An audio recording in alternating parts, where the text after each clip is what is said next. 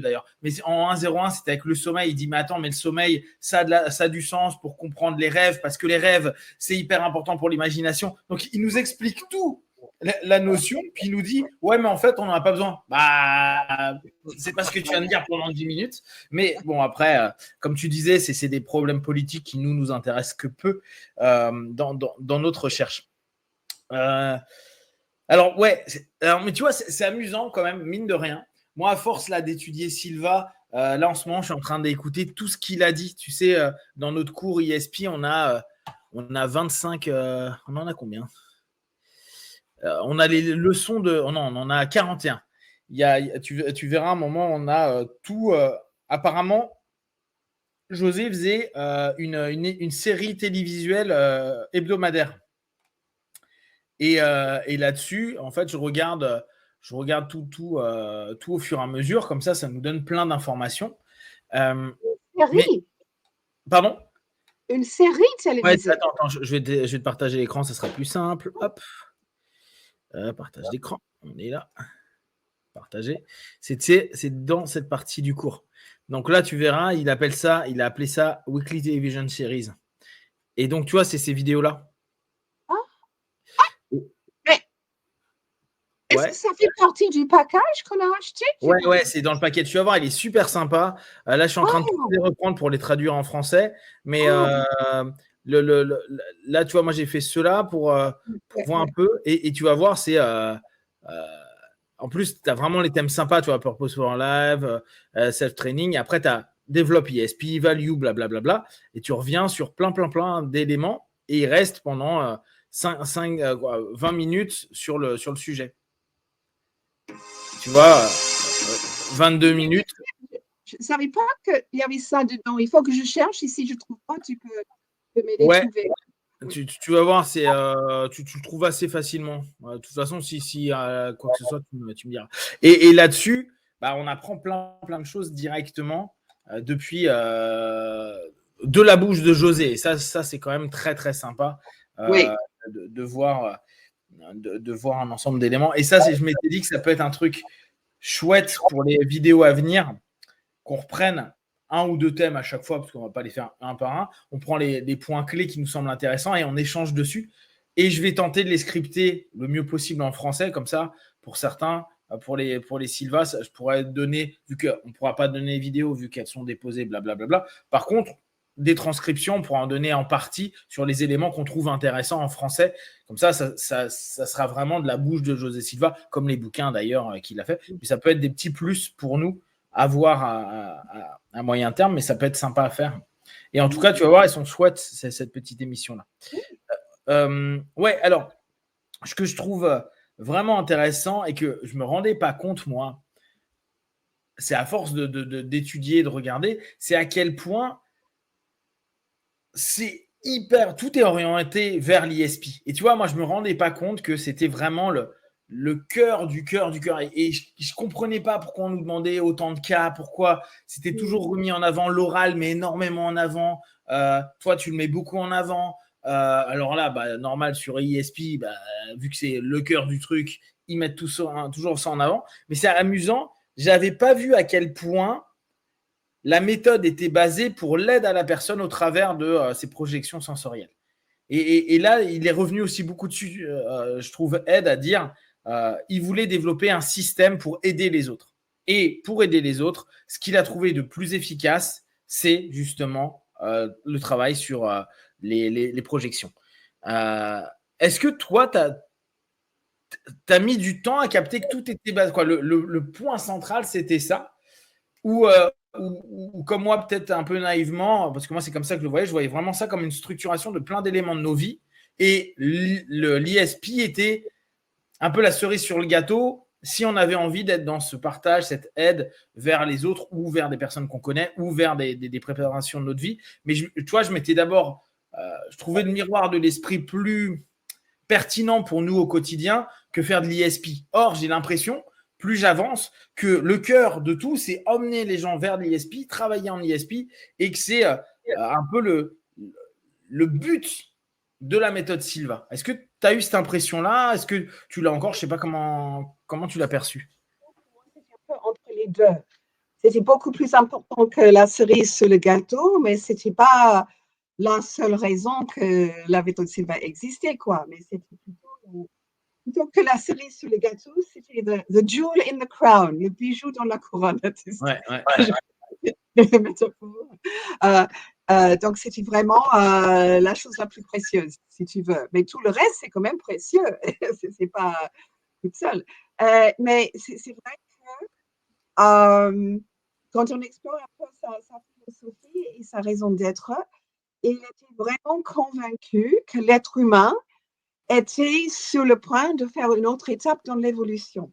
Et que cette autre étape, c'était développer justement les sens subjectifs et le ESP.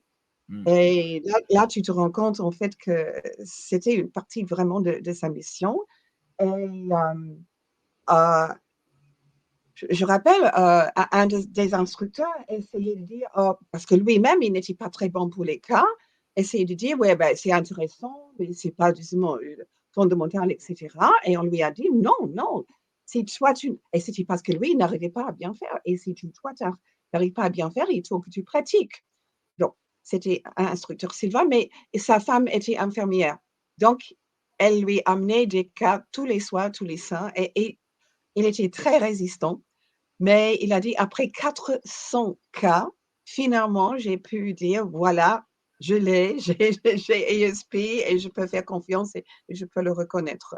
Donc, il était vraiment persuadé à continuer à pratiquer parce que c'était important. Il ne fallait pas dire, oh, moi, je n'arrive pas, donc je l'enseigne, mais je laisse tomber, ce n'est pas très important. Non, ce n'était pas ça.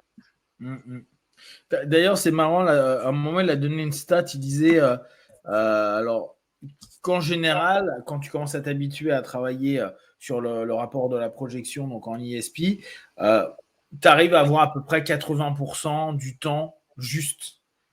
Et je trouve que c'est pas mal pour les personnes de se dire, allez, 7 à 8 cas sur 10, je tombe pas trop loin. Ça peut être un peu l'idée moyenne vers laquelle on peut aller. Je dis moyenne, après, si vous faites 100, c'est très bien. Mais cette idée-là, elle est chouette parce que parfois, les gens ils se disent, mais quand est-ce que je peux valider que j'arrive à avoir un bon feeling? Peut-être 7 ou 8 fois sur 10, tu sens que il y a pas mal d'infos qui sont justes. N'oubliez pas, c'est un rapport d'infos. C'est OK. Il n'y a pas à se mettre de la pression parce qu'il y en a qui se mettent de la pression, genre il faut que j'ai un taux de réussite de fou. Non, détendez-vous. Et comme dit Lee, on prend notre temps. S'il nous faut 400, il nous faut 400 cas. C'est pas la fin du monde. De toute façon, on le fait que pour à la base du positif. Donc, vous n'allez pas vous stresser à vouloir donner du positif à quelqu'un d'autre. Calmez-vous. Vous avez fait une tarte, il y a une bonne tarte, les gens la prennent, c'est bien, mais elle est toujours là et vous pouvez toujours partager à du monde. Vous n'allez pas vous stresser si les gens la prennent pas. S'il y en a un qui prend pas ou que ça fonctionne pas, il y en a un autre qui prendra, t'inquiète. Ça, c'était quand même un instructeur, il fallait que lui comprenne et développe. Mais le premier cours Silva que j'ai donné, c'était ici dans la maison avec mes beaux-parents. Et mon beau-père avait super bien réussi un cas, mais après ça, c'était un peu ouf, ça y est, jamais plus. Je dis jamais plus, il dit non, j'ai gagné mon permis de conduire, donc c'est bon. C'est génial. Mais ce que je peux comprendre, parce que on revient dessus souvent les semaines, mais ne vous mettez pas à la pression. D'ailleurs, si vous êtes hyper logique par rapport à la méthode Silva, mettre de la pression, ça va à l'envers de l'alpha. On rentre en alpha pour se relaxer. Si vous mettez la pression, vous n'êtes plus en alpha. Donc, il n'y a pas je dois réussir, il y a ce qui vient. Point. D'ailleurs, c'était intéressant, au moment où il disait, pour les personnes qui pratiquent, tell me, dis-moi. Ne pense pas, ne réfléchis pas, n'analyse pas. Dis-moi, raconte-moi. Et je pense que c'est ça le plus important. Mettez-vous en alpha, faites votre cas, dites tout. Verbalisez. Et il arrivera ce qu'il arrivera. Qu'importe. Après, pareil, restez en alpha si vous avez envie de vérifier. Restez toujours en mode relax.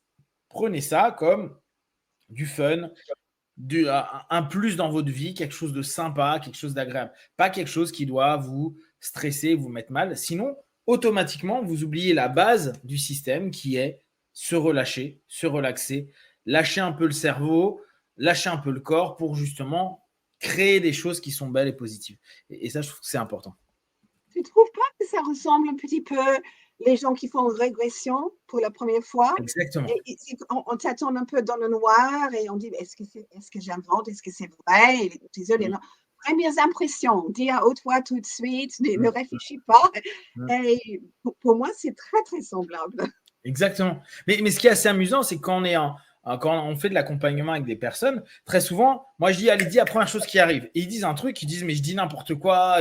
Tais-toi, c'est très bien. Là, tu as dit un truc, on va prendre cette notion-là. Ton subconscient, il t'a donné de l'info par rapport à l'ensemble des questions que je t'ai posées avant, par rapport à la transe dans laquelle tu es, par rapport à plein de choses. Fais confiance à ça. Oui, mais c'est n'importe quoi. Non, c'est pas n'importe quoi. Et plus on décompose au fur et à mesure de la séance, plus la personne te dit, waouh, mais c'était super juste. Bah oui, c'était super juste. Toi, j'ai eu une séance avant notre petite rencontre et un moment dans la séance, il y a le mot peur qui revient. Elle remplaçait quelque chose et quand je dis mais tu remplaces quoi, elle dit bah peur. Ok. Et puis on continue un peu et je garde en tête le mot peur et je reviens et je dis mais est-ce que c'est de la peur, est-ce que c'est de la peur. Et les 5 dernières minutes, la personne me dit non mais en fait le cœur de mon problème c'est la peur. Bah ouais, ça t'est venu spontanément en fait. Donc c'était ça depuis tout à l'heure, mais il fallait que tu prennes le temps de réaliser que c'est la peur parce que tu t'es déjà fait plein de films à te dire mais non, mais j'ai d'autres émotions qui bouffent ma peur et tout. Non, en fait c'est la peur. Et cette notion spontanée, c'est ce qu'on attend, c'est la force de la transe, c'est la force de l'alpha. C'est pas grave, il n'y a pas un jugement bien mal. D'ailleurs, le mot jugement pour un hypnotiste, on diminue le facteur de jugement. Justement, c'est pour éviter qu'on se dise c'est pas bien, c'est mal. Non. On a moins de facteurs de jugement, donc on laisse les choses passer sans les juger, sans les jauger. C'est bien, c'est mal, c'est beau, c'est laid. Et ça, c'est important à prendre en compte. Dans les cas, si le sujet dit quelque chose qui apparemment ne correspond pas, on n'est jamais supposé dire non. On dit simplement, j'ai pas cette information, je ne peux pas confirmer. Il se peut. Ou comme disait José Silva, souvent, could be, c'est possible. Et c'est ça souvent comme une réponse. Ouais, mais c'est bien. Alors, ça, c'est vrai qu'en anglais, vous l'avez, ce can, ce coude.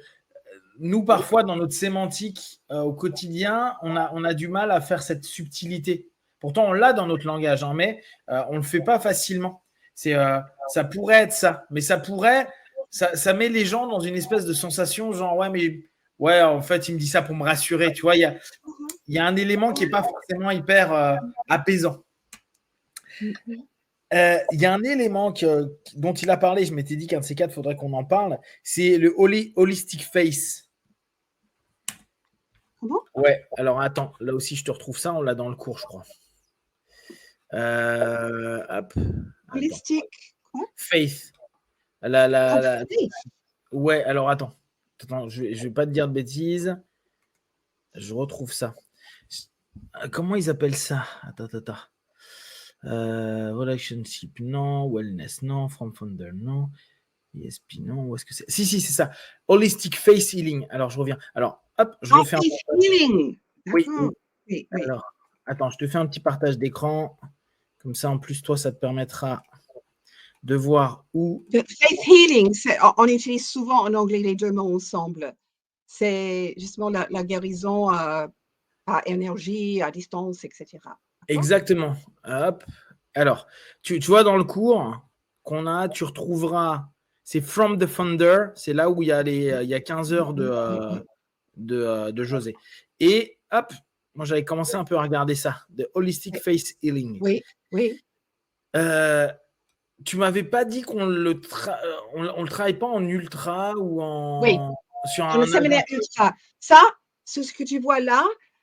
Il met les deux mains à chaque côté de la tête et on vibre à 10 cycles par seconde parce que c'est alpha qui est très très rapide et on imagine on passe de l'énergie de la main droite à travers la tête vers la main gauche. Donc voilà un des exemples, mais beaucoup de ce face healing se fait avec imposition des mains et c'est pour ça qu'on ne peut pas le faire pour le moment ultra à distance. C'est trop difficile à enseigner. Eh oui. Là, tu vois à droite, ça, c'est le Rapid Hand Vibration Technique. Attends. Où est-ce qu'il est? Ouais, bah, de toute façon, j'avais commencé un peu à regarder, à voir ce dont ça parlait. Et effectivement, ça m'a rappelé un cours qu'on avait fait ensemble. Mais j'ai trouvé, alors, je trouvais ça intéressant. Et à un moment, il disait que c'était un point sur lequel José a beaucoup insisté. Est-ce que toi, tu as eu l'impression que ce travail en énergétique, vraiment là, on revient vraiment sur du magnétisme, hein, a été quelque chose que tu as vu beaucoup faire, beaucoup pratiquer par José? Oui, Ouais, mais parmi justement toutes les autres choses, c'est ça. Mais il a étudié, justement, comme disait Ed, il y avait plein de gens qui pratiquaient ça, mais on était à côté de Mexique aussi. Il est allé en Mexique, il a étudié justement les healers ouais. qui utilisent partiellement des techniques vraiment, on peut dire spirituelles, mais partiellement justement imposition des mains, énergie, transfert d'énergie, etc. Mais il a gardé tout ça quand même pour le cours avancé. Il a fait très attention qu'il n'y avait aucune imposition de main dans le cours de base, parce qu'il savait que, en fait, on a eu ça en France, on a eu beaucoup de critiques, on pratique guérison, on n'a pas le droit, etc., mais uniquement pour ce qu'on fait dans le cours ultra. Donc, je crois qu'il a bien fait de les distinguer et garder ça uniquement pour les gens qui avaient déjà fait le cours de base et qui voulaient aller plus loin. Toi, quand, quand tu proposes le cours ultra, tu as eu des gens qui t'ont dit, oula, on fait du magnétisme ou de la guérison ou je ne sais pas quoi, Oui, et oui. qui ont trouvé ça déplacé et pas bien, c'est ça? Euh, pas mes stagiaires, mais plutôt les D'accord. journalistes et les Ok. critiques et les anti voilà. C'est Hmm. pour ça justement que moi, je ne l'ai jamais enseigné moi-même. L'ambiance en France est tellement bizarre pour ça que j'ai invité Laszlo Domjan. Et Ouais. puisque lui, il est déjà lui-même médecin et il enseigne justement ce type de guérison, moi, j'ai trouvé ça excellent et on trouve c'est un très bon instructeur. Tu Hmm. n'as pas fait le cours ultra avec Laszlo, non? Non, non, mais non, tu vois, c'est en train de Oh, me dire ça. Je l'ai pas fait, je l'ai pas fait avec lui. Non, non, non. j'ai pas dû le faire. Mais non, c'est bizarre. Et la seule autre personne qui... Ah, pardon, il y avait sa fille, pardon, sa cousine, quoi, qui l'a aussi présentée quand lui il ne pourrait pas venir. C'était peut-être elle. Comment elle s'appelait? Moi, je vois. Après, Ah, de toute façon, les prénoms, ouais, ouais, non, mais parce que lui, je l'ai pas croisé. Lui, je l'ai pas croisé. Je suis sûr de ne pas l'avoir croisé, lui. Bon, c'est pas grave. Euh, ok. Oui, un autre point que j'ai trouvé intéressant, mais on l'a aussi dans la biographie, c'est le lien qu'il fait, José, entre artiste et clairvoyant. Il dit qu'un bon artiste est en général un clairvoyant. J'ai trouvé que c'était assez intéressant comme notion pour les personnes qui ont une sensibilité artistique et qui parfois se disent ouais mais bon je pars un peu dans tous les sens et autres. Je trouve que c'est chouette comme idée de se dire ouais mais tu as plein d'idées, tu as une capacité à rentrer. Alors là on revenait sur cerveau droit, cerveau gauche. Donc ton cerveau droit tu utilises davantage, donc tu arrives à te connecter à un ensemble d'idées qui te permet d'être créatif et de mettre en place des choses. Mais c'est vrai que je trouve que c'est intéressant et je me souviens que dans la biographie, je crois le premier cours qu'il avait fait, c'était dans un, pas un musée, mais dans une école d'art à Loredo, hein, ou à Laredo. C'est ça, hein, de à mémoire. Mario, Ah en oui, c'est ça. Texas Ouais. quand Oui, même. oui, c'est C'était au son tout Texas. premier cours. C'était dans une université, mais c'était dans le département d'art. Et le Ouais.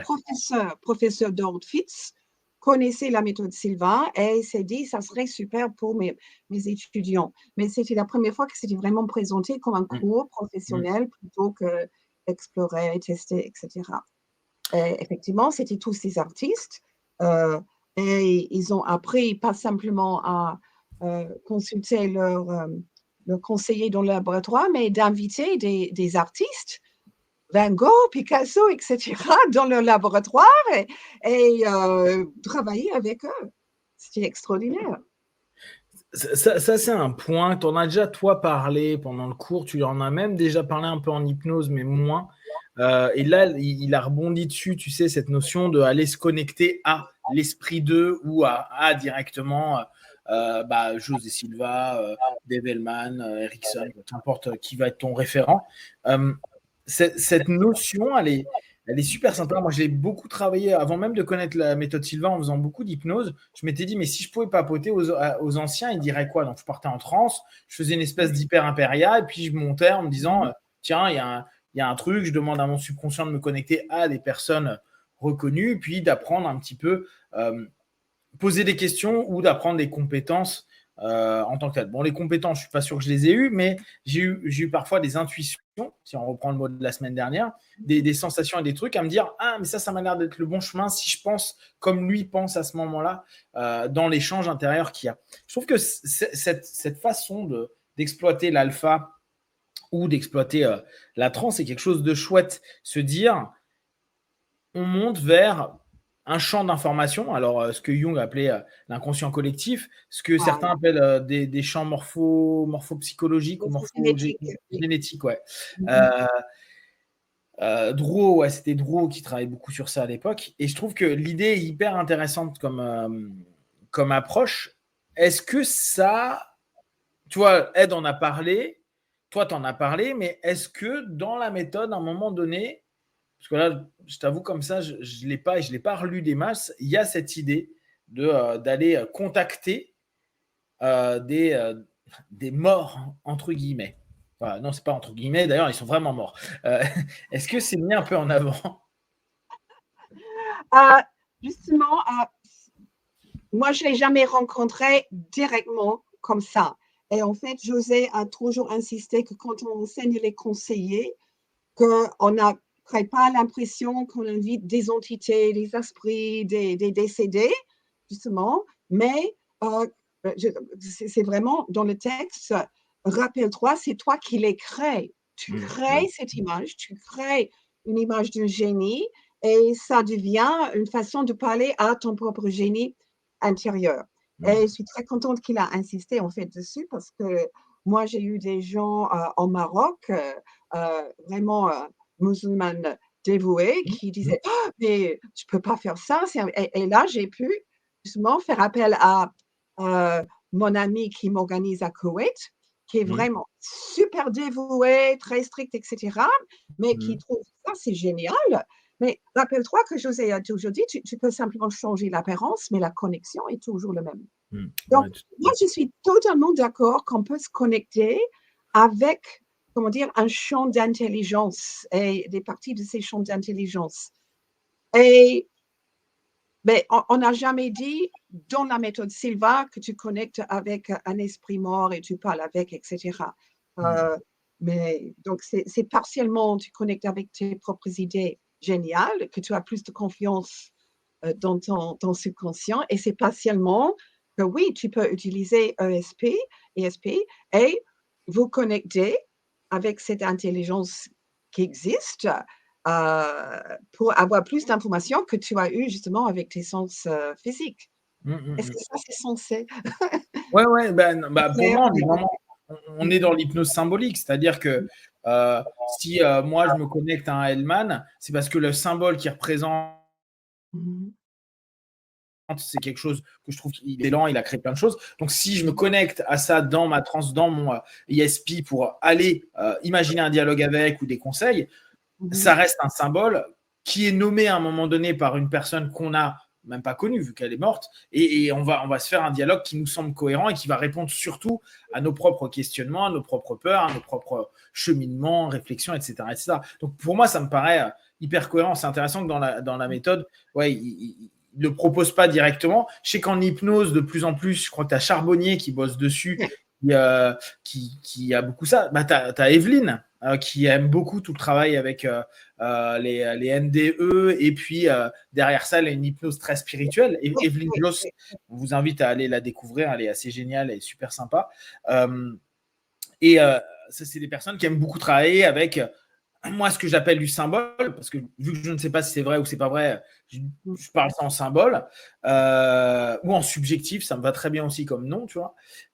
Mais je trouve ça passionnant parce que d'une manière ou d'une autre, vu qu'on est capable de se recréer un ensemble d'histoires, de récits intérieurs qui correspondent complètement à des signes. Tiens, bah oui, mais au moment où j'étais connecté, j'ai entendu que, ou la radio a fonctionné, ou quelqu'un a crié dans la rue, ou une voiture a démarré, ou mon téléphone a sonné. bah ok, bah tu trouves les liens et les éléments, et puis ça te parle, et ça te donne du bien, et ça t'apporte du positif. Génial, faites-le à 10 000%. Mais c'est chouette, je trouve, de le rappeler de temps à autre. Et c'est marrant, hier, Ed qui partait sur cette idée-là d'aller se connecter un moment à quelqu'un. Donc ça, j'ai trouvé que c'était assez intéressant. Est-ce qu'il y a des éléments autres qui, toi, t'ont marqué et intéressé là, dans tout ce qu'on a pu échanger avec Ed?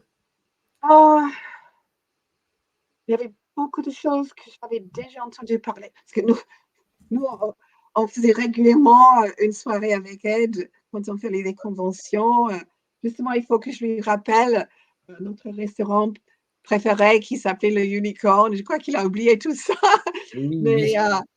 donc, j'ai déjà entendu beaucoup de choses qu'il avait dit, mais c'est pour ça que je dis, mais ça serait beaucoup mieux si la prochaine fois, on arrive vraiment à lui poser des questions, parce que là, c'était impossible. Et il y avait des choses intéressantes qui sont sorties, mais il y avait d'autres choses que je connaissais et j'avais la je veux poser des questions. Je suis d'accord. Moi, il y a beaucoup de choses que j'ai. Tu sais, j'ai fait quasiment tout son cours. Donc, il y a plein de choses où il le dit déjà dans le cours. Après, il y a plein de choses qu'il y a dans la biographie. Donc, ça aussi, j'ai l'info. Effectivement, je pense que avec des questions, faut qu'on fasse un petit brainstorming. On se fera ça ce week-end. On s'envoie 2-3 mails et on voit ce qu'on va lui poser comme question. Toi, tu avais déjà une liste de choses, parce que Ouais, souvent, j'avais je une dis, liste. il faut que je demande ça à Ouais, Ed. Oui, oui. j'ai une liste de questions. Je lui avais envoyé, mais bon, après, on va les structurer. Je pense que ça va être plus Ouais. simple. On va faire des sous-ensembles. Il y a un élément, moi, sur lequel j'ai pensé pendant qu'il en reparlait. Tu sais, il reparlait hier, donc hémisphère gauche, hémisphère droit. Et je me suis dit, tiens, c'est une autre manière, peut-être, de cartographier ce que nous, on parle en hypnose de conscient-subconscient. Tu vois, pour moi, c'est la même chose. Parce que la manière dont il en parle, il y a des moments, c'est vraiment, tu as l'impression qu'il y en a un, c'est toutes les ressources, et l'autre, c'est la manière de l'appliquer. Tu vois, le cerveau gauche, il est logique, hein, le cerveau droit, il va être créatif, etc. Ça me fait un peu penser à la cartographie qu'un hypnotiste va avoir entre le conscient et le subconscient. Et je me disais, bon, j'arrête un peu de me prendre la tête sur cette réalité des hémisphères et du fonctionnement, sachant qu'on sait que c'est plus complexe, tout comme on sait que le conscient et le subconscient, jusqu'à présent, on ne l'a pas prouvé. Hein. On ne sait toujours pas si ça existe ou pas. On sait que la transe existe. On sait que les suggestions Moi, rentrent. je trouve que c'est un très bon métaphore quand même pour ces deux styles de pensée.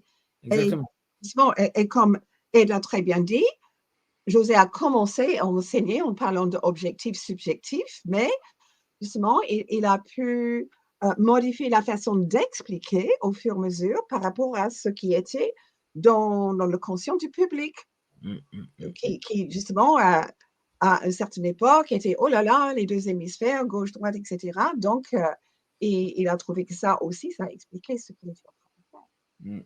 Ouais, ouais. Oui, c'est ça. En fait, ça a permis de nourrir le récit et les explications qu'il donnait. Un biais de confirmation, hein, pour ceux qui s'intéressent au biais. On trouve des histoires qui correspondent à ce dont on a besoin à un moment donné. Et on les met dedans, et après, ça nous semble tellement logique et cohérent. C'est notre cerveau qui fait ça. Génial. Oui, c'est le dernier petit point que je voulais voir si tu avais eu écho. Les fameux tests de personnalité sur les instructeurs qu'il y a eu en 1981. Tu en avais entendu parler de ça? Non, Non. non. Je me demande si on C'était va bien retrouver avant ça. que je sois arrivée. Ouais. Donc, non, j'avais jamais entendu parler de ça. C'est ce que je vais faire. Je vais chercher dans les newsletters si autour de 81-82, ils en parlent. Ça peut être sympa de voir si.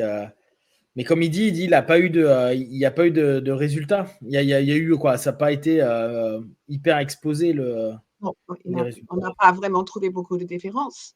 Non. Ce que moi je trouve, c'est bien, hein, parce que José a toujours voulu dire que la méthode était universelle, c'était pour tout type de personnalité, tout type de culture. Donc, ça serait presque dommage de trouver que tous les instructeurs étaient d'un certain type de personnalité. Exactement. Ça serait un peu dommage. Ouais. Ouais. Mais tu vois, ça c'est un des trucs que je trouve sympa chez Silva dans l'histoire, c'est que tu as eu quand même beaucoup de tentatives de faire des études, d'accepter que des gens les testent, etc., etc. Ça, je trouve que c'est vraiment cool parce que ça nous donne un peu d'infos et ça nous permet de laisser des personnes qui ne sont pas dans ce milieu-là tester et pouvoir donner des conclusions qui parfois correspondent totalement à ce que la méthode met en place depuis des années. Et vu que là, c'est des personnes qui ne connaissaient pas la méthode, c'est toujours intéressant d'avoir cette notion d'accepter d'être testé, observé, mis en question, etc. Et il n'y a pas beaucoup de méthodes au bout du compte qui proposent ça, qui disent ouais, on peut tester, venez faire des tests, venez faire vos tests de personnalité, venez voir si c'est faux ou pas faux, si vous avez l'impression qu'on raconte des histoires ou pas. Je trouve que ça, c'est hyper sain. Ce qu'il y avait à l'époque, c'était quand même des tests du public, les stagiaires, avant et après avoir fait Sylvain, et puis un peu un suivi après. Et là, on a vu carrément les différences en personnalité. Les gens plus positifs, moins dépressifs, etc., etc. Et ça, tu trouves souvent, en fait, dans la version anglaise du petit livre bleu, tu as le résultat de certains de ces tests tout au fond. Ouais, je vais regarder. Ouais, annexe, c'est dans les annexes. Ok. Livre bleu. Ok. Très bien. Nickel. Voilà, je pense pour aujourd'hui. On a quoi? On est déjà à 1 heure. Oui, c'était bien. On a touché plein de choses. Ouais, on a touché pas mal de choses. Donc, n'hésitez pas à rebondir s'il y a des éléments où vous voulez plus d'infos. Nous, on reviendra semaine prochaine. T'es pas en séminaire, toi, la semaine prochaine?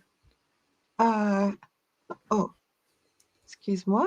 La semaine, normalement, jeudi,